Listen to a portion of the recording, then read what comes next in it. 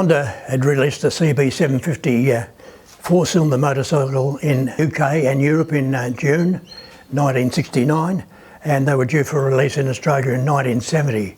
But Jack Walters, my sponsor in racing, decided that was too late for us, that we should build one before that. So he ordered one by air freight through Mayfair Motors in Elizabeth Street, Melbourne, and it duly arrived in early December 1969. The problem was the Australian Grand Prix was going to be held at Phillip Island on New Year's Day 1970, which was 3 weeks away.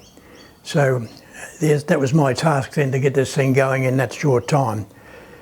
Fortunately, I had most of the frame bits and pieces from early production bikes, so it was a matter just to make some small changes to fit the Honda 4 motor, and we were able to get it going and ready for that meeting. I had lots of friends help me run the motor in on the road bike, so it was ready to go on January the 1st, and subsequently it won both classes in the Grand Prix, the junior sidecar and the senior sidecar, at record speed, broke the lap record by 11 seconds, and it was just a really changed motorcycle racing in a big way, because now we had a multi-cylinder engine that we could just buy. We got away from the old British bikes of the Vincents and the Nortons and so on, and we had a motor that didn't leak oil and just ran very nicely, and it was great. I kept that bike for another 12 months until a friend of mine from New South Wales, Ori Salter, was travelling overseas and he wanted to take the bike with him, so I sold it to him and built another bike for myself. Interesting story, I decided I was going to build it in a colour that could be on sold, because I was sort of marketing bikes, and Stan Bayliss from New South Wales always raced yellow bikes, so I think I'll build a yellow one, and it might have a customer already set up for him. So I raced it for 3 months, and sure enough, Stan came down one Friday night with a handful of money and took the bike away. At the same time, he ordered another frame, or another bike for his son, Steve, and Steve and Stan raced those bikes for about another 3 years, winning every race that could be won, really.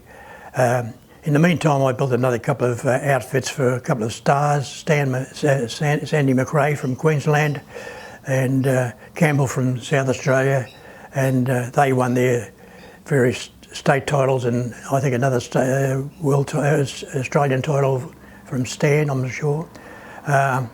So of that batch of bikes, I built 10 of the Honda 4s at that particular time. A couple more went to just normal riders, and they turned out to be very, very good bike.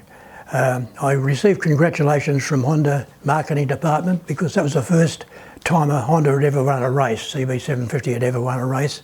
They had raced them in America without any success against the triple-cylinder BSA and Triumphs, but they decided they were going to win the Daytona, which was to be held in I think March of the year. The Daytona 200 is a fairly hard race to sort of win. So they built 4 special bikes called CRs, had really works factory races. They had totally different motors and all the rest of it.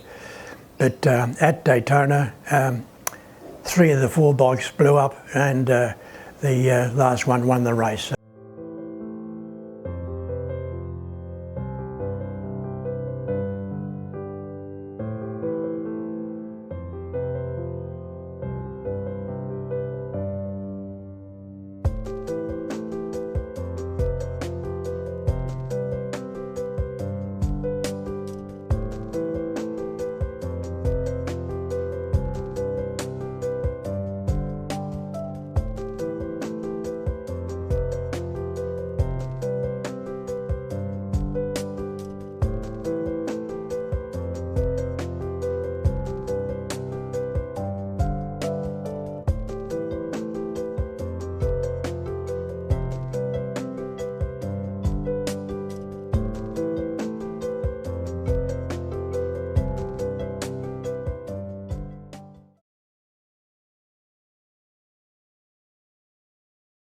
This is one of the first 2 bikes that I built for the Australian Grand Prix in 1970, January 1970.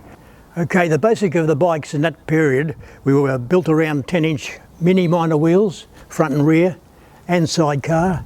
And in this case, a Renault 8-inch brake fitted to the front wheel, drum brake to the back. The frame, of course, is special to sort of suit the Honda motor. Honda 4 motor, CB750. I raced it basically standard in those times.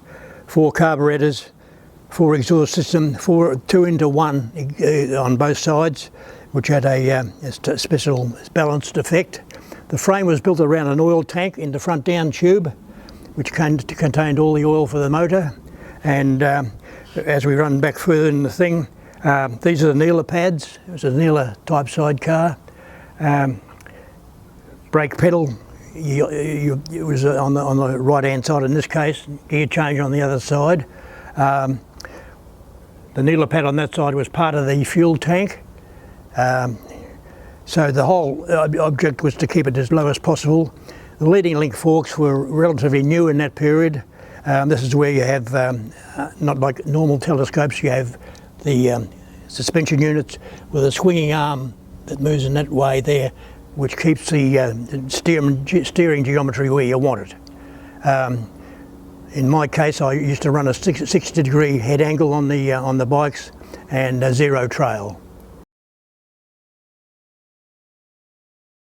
Okay, this is the area where the most important part of the crew lives. The sidecar passenger works on this platform. He goes from laying down flat, looking through a little window in the front, to getting out there on left-hand corners or over the back on right-hand corners. As I say, he is really keeping the gravity of the thing in the right place at all times, you know. Some of the features on this side of the bike are the fuel tank, Neela pad part of the fuel tank, the gear change. So the rider's foot is back here with the toe down there, and of course rear drive, and again the 4 carburettors.